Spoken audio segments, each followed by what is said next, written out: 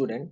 Today we will discuss rational approaches to drug design, that is various approaches used in drug design. Student हम लोगों ने पिछले वाले video में discuss किया था introduction to drug design, drug discovery, drug development, types of drug design. Drug design हमने बताया था, ड्रग डिजाइन एक इन्वेंटिव प्रोसेस है जिसमें हम नॉलेज लेते हैं टारगेट की, दैट इज रिसेप्टर की, ठीक है, यानी कि 3D structure of receptor drug target. In this video हम लोग जो हम डिस्कस करने जा रहे हैं, जो कौन कौन से इसमें हम अपने दृष्टिकोण लेते हैं। अप्रोचेस का मतलब होता है दृष्टिकोण, रेशनल का मतलब तर्क संगत, कि ड्रग डिजाइन करने में क्या क्या चीजें आएंगी। जैसे कि हमने इस वीडियो में हम जो डिस्कस करने जाएंगे वो बेस्ड है फिजिको केमिकल पैरामीटर्स पे। हम ये भी जानते हैं कि कोई भी ड्रग मॉलिक्यूल एक केमिकल मॉइटी है, चाहे वो नेचुरल सोर्सेज से हो चाहे सिंथेटिक सोर्सेज से हो, जब वो टारगेट पे एक्ट करता है तो उस फिजिको केमिकल पैरामीटर इन्वॉल्व होते हैं कि ड्रग की अपनी कुछ फार्माकोफोर साइट्स होती है, वो रिसेप्टर पर जाके बाइंड होती है, तो कौन कौन से फिजिकल केमिकल पैरामीटर्स इन्वॉल्व होते हैं। बट हम यहाँ जो बात करने जा रहे हैं कि कौन कौन से हमारे अप्रोचेज हैं ड्रग डिजाइन में।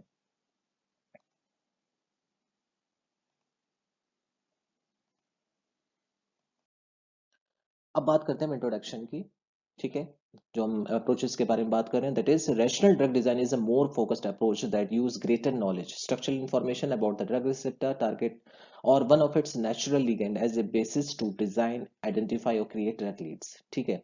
तो ये हमारे एक तर्क संगत ड्रग डिजाइन में एक अप्रोच है कि हमें जो पर्टिकुलर ड्रग रिसेप्टर है उसका स्ट्रक्चरल इंफॉर्मेशन क्लियर हो, उसके अलावा जो हम डिजाइन करेंगे, कोई आइडेंटिफाई करेंगे एक लीड मॉलिक्यूल जिसकी फार्माकोलॉजिकल और डिजायरेबल एक्टिविटी हो।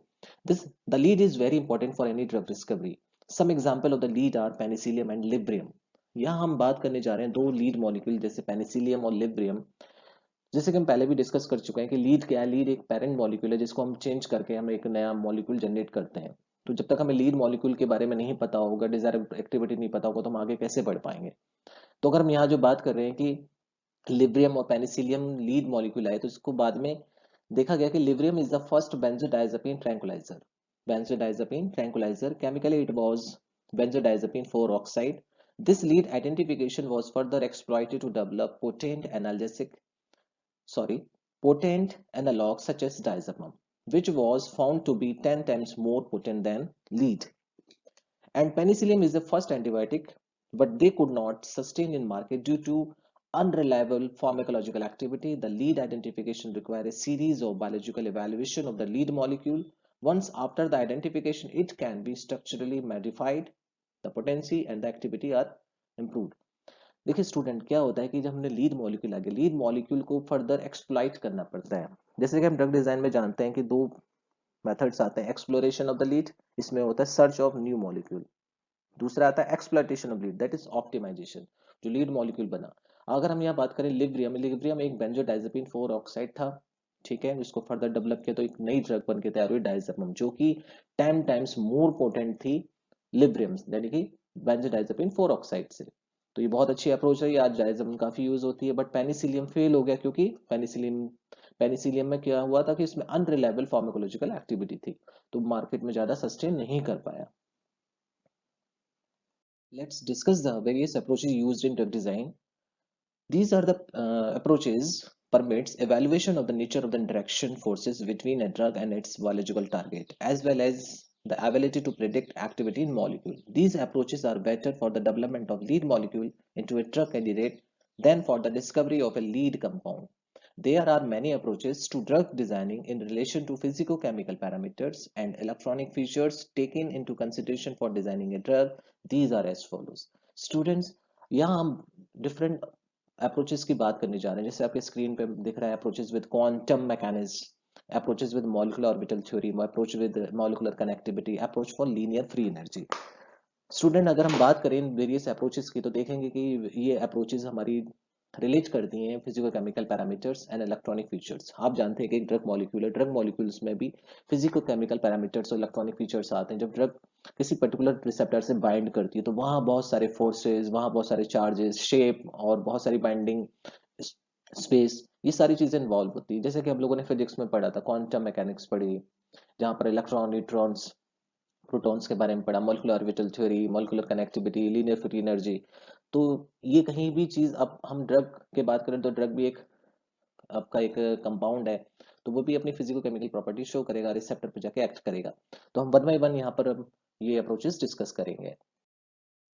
First approach is approach with quantum mechanics. ठीक है, तो quantum mechanics define the behaviour of nuclei and electrons and it also explain the molecular interaction in terms of distribution and motion. It is necessary to describe the quantized energy level and to understand the bonding electronic orbital of atom and molecule. It is also used in the electrostatic potential energy evaluation directly. Quantum mechanics is a technique developed by Erwin Schrödinger of the University of Zurich in 1926. It is an important technique for drug design. Erwin Schrödinger worked out mathematical expression to describe the motion of an electron in terms of its energy. Quantum mechanics play a vital role in computer-aided drug design, that is CAD. It explicitly deals with the proton, neutron, and electron. Quantum mechanics facilitate the drug to design by two means, that is structure-based drug design and ligand-based drug design. जैसे कि हम लोगों ने पहले इससे पहले हमने discuss किया था पिछले वाले वीडियो में, ड्रग डिजाइन हमने दो तरीके से डिफाइन किया था, स्ट्रक्चर बेस्ड ड्रग डिजाइन और ligand based drug design. Structure based में हमने रिसेप्टर के स्ट्रक्चर को आइडेंटिफाई कर रहे हैं और यहाँ लिगेंड में हम पर्टिकुलर जो लिगेंड जो ड्रग है उसके बारे में डिजाइन कर रहे हैं. तो ये क्वांटम मैकेनिक्स हमें बताती है कि जो न्यूक्लियस है, जो हमारा मॉलिक्यूल है, वो उसका बिहेवियर कैसा होगा, उसका डिस्ट्रीब्यूशन कैसा होगा, इलेक्ट्रॉन डिस्ट्रीब्यूशन कैसे करेंगे, इंटरेक्शन कैसा होगा. मतलब क्वांटम मैकेनिक्स बताती है मॉलिकुलर इंटरेक्शन. ठीक है, मॉलिकुलर इंटरेक्शन क्या है, जैसे ड्रग रिसेप्टर के पास आएगी. ठीक है, जब ड्रग रिसेप्टर बाइंडिंग होगी या फिर हम डिजाइन करते तो कि मान लो हमने कोई रिसेप्टर को डिजाइन करना है, तो वो रिसेप्टर के बेसिस पे हम ड्रग को डिजाइन कर रहे हैं, तो ड्रग डिजाइन में हम ड्रग की उस प्रॉपर्टी को देखेंगे वो वहां जाके फिट होगी कि नहीं होगी, और फिट होने के बाद वो अपना एक्शन शो करेगी कि नहीं करेगी. तो क्वांटम मैकेनिक्स हमें क्या बताती है कि ये एक मॉलिकुलर इंटरेक्शन, और इसको सबसे पहले दिया था एरविन स्क्रोडिंजर ने. लेकिन एक चीज ध्यान रखनी है, ये क्योंकि हम बात करते जा रहे हैं कि हम इसमें कुछ मतलब मैथमेटिकल टर्म्स कोई इक्वेशंस आती हैं, क्योंकि पहले हमें इसको डिजाइन करने से पहले कुछ मैथमेटिकल इक्वेशंस के बारे में स्टडी करनी होती है, तब जाके हम उसको आगे अप्लाई करते हैं. ठीक है, तो क्वांटम मैकेनिक्स में इतना ही हम डिस्कस करेंगे, यहाँ पर हम ज्यादा हम डिस्कस नहीं करेंगे. Next approach is approach with molecular orbital theory.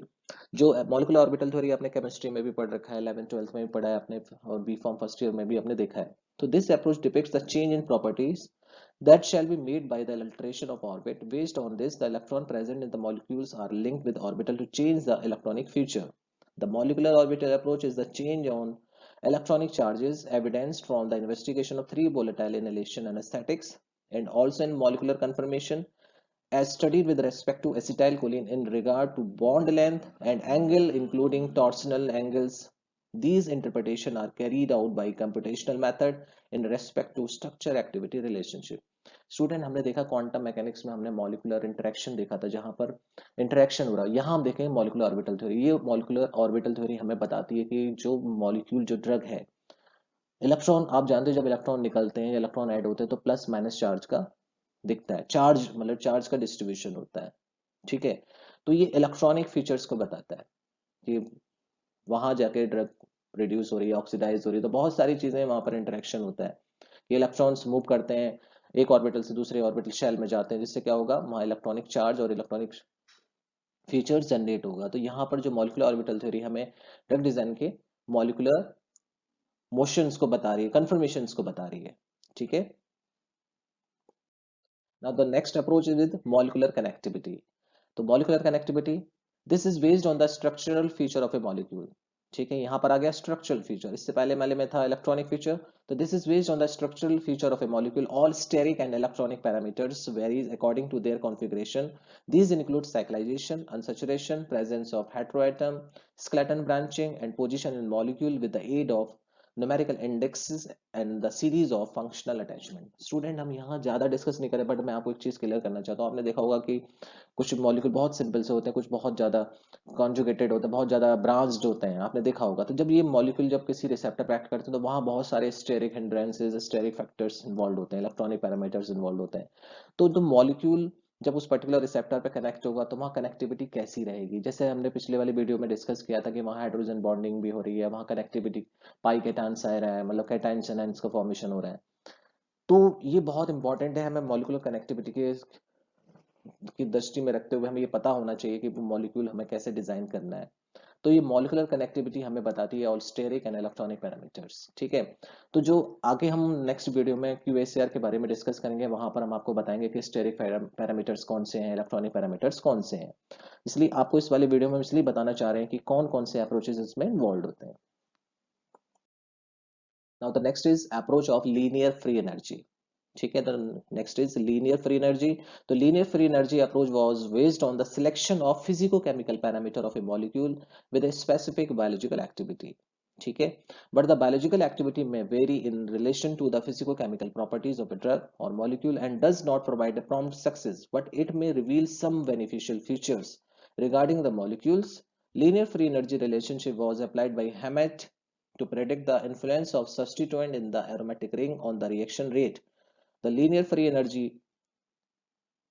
relationship is useful to correlate the biological activity with the linear free energy relation changes in drug molecule.